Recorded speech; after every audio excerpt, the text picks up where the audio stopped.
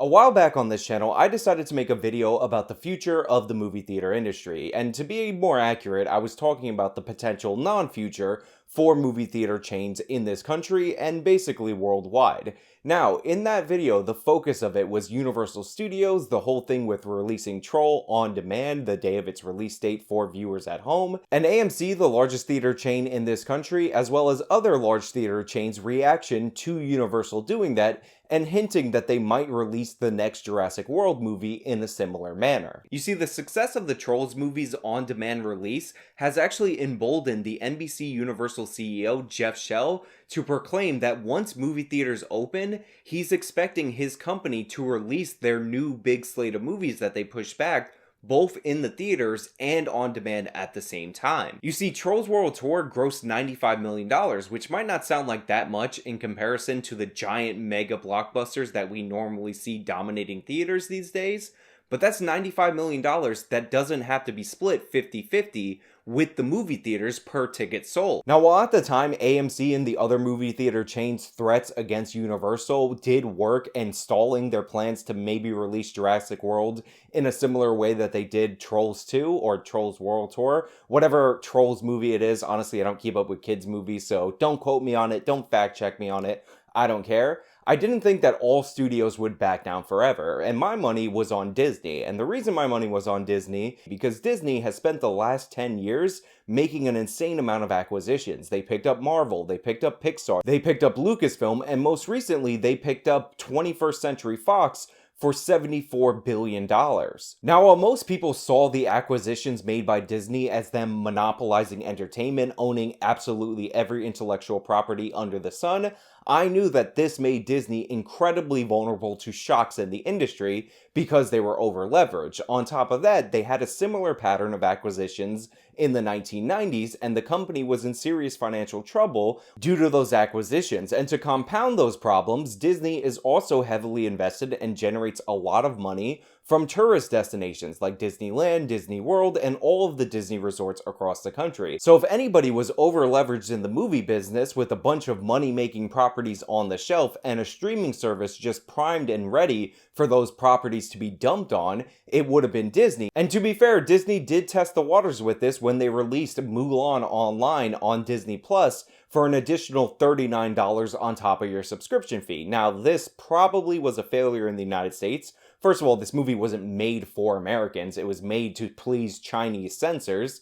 That's why they removed all the music, Mushu, and, anything interesting about Mulan. And secondly, while this was part of Disney's live-action reboots phase, Disney's live-action reboot phase is absolutely terrible and not interesting at all whatsoever. I wouldn't have paid $1 to see this movie. In fact, I know somebody who actually rented this movie and offered me the chance to view it for free, and I didn't watch it, because Disney's live-action remakes of animated classics are all 100% terrible, and if you like them, you're a bad person. Leave right now. You're no longer welcome here. You can like the video before you go, but get out. Now, before I delve too much deeper into what's happening with Hollywood and HBO Max, I do have something to tell you right quick. Brooks Heatherly, aka No BS, aka absolutely everybody on this platform's favorite YouTuber, just found out that his YouTube channel got demonetized with no real explanation.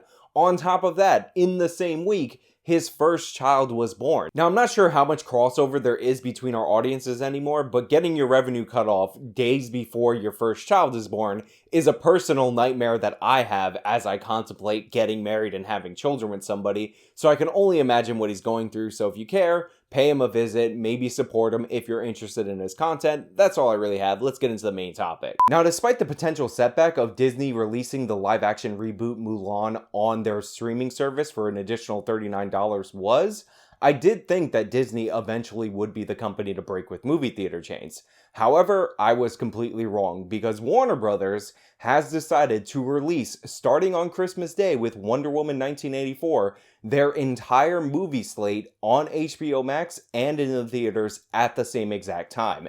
and this has sent ripples throughout Hollywood. Christopher Nolan, well beloved for directing the Dark Knight trilogy, responded to Warner Brothers' decision to dump all of their properties on HBO Max by saying, and I'm paraphrasing here, that he and other directors, when they signed up to work for Warner Brothers, thought they were signing up with the best studio, and it turns out they were actually signing up with the absolute worst streaming service. And Nolan is not unique among directors who feel this way. There are multiple directors that have movies slated for theatrical releases that now have found out that they're going to be on HBO Max that are incredibly angry at Warner Brothers making this top-down decision. And this, of course, is where we get into some hilarious irony. Because who more than Hollywood has been pushing lockdowns on us? Who more than Hollywood has been telling us that we need to stay inside even if it's costing us everything financially?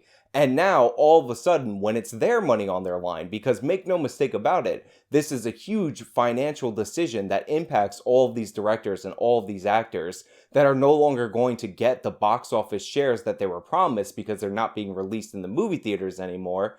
And that's why they're angry. I mean, look at this slate. Wonder Woman 1984, Dune, Suicide Squad, The Matrix 4, The Conjuring, King Kong vs. Godzilla, and LeBron James' Space Jam, which honestly should be released directly into a dumpster because LeBron James is no Michael Jordan. These are huge tentpole movies that have a lot of money invested in them and a lot of promises were made to actors, directors, etc., based on financial goals that these movies are no longer going to be able to make with the same day release on HBO Max. Also, HBO Max is not doing too hot as a streaming service. Subscription growth is basically non-existent, and even worse, there are a ton of people with subscriptions to HBO Max that they have included in their cable service or with their phone plan that have never once signed into the streaming service. So there's virtually no interest at this point for what Warner Brothers is betting the entire farm on. Now, it could be that subscription growth at HBO Max was really tamped down by the fact that the app wasn't available on Fire TV and Roku up until very recently.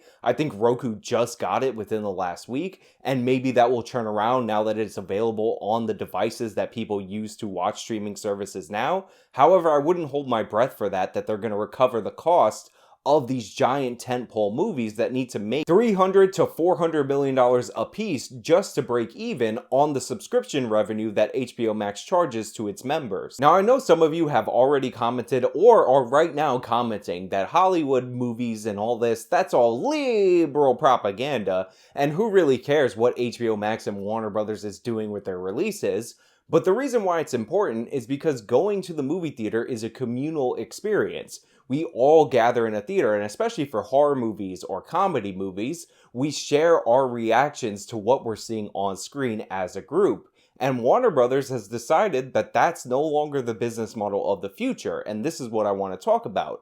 Whether or not you believe this is the path forward for the industry. Will all studios start following suit? Is Disney the next domino to fall in sequence with Warner Brothers? Also, is Warner Brothers releasing their entire 2021 movie slate on HBO Max make you any more interested in giving HBO Max your money? I already have HBO Max included in another subscription that I'm paying for, so this isn't really a question for me, but I'm curious what you guys think. And finally, can irony get any more irony-y now that you have people in Hollywood, the biggest advocates for the shutdowns, the biggest shamers of people who are against the shutdowns, getting mad at Warner Brothers making a decision based on the fact that we're expected to have more shutdowns? All your thoughts, comments below. If you like this video, then show me by leaving a like. You can subscribe for more content. Follow me on all my social medias. Support me via the support links in the description box.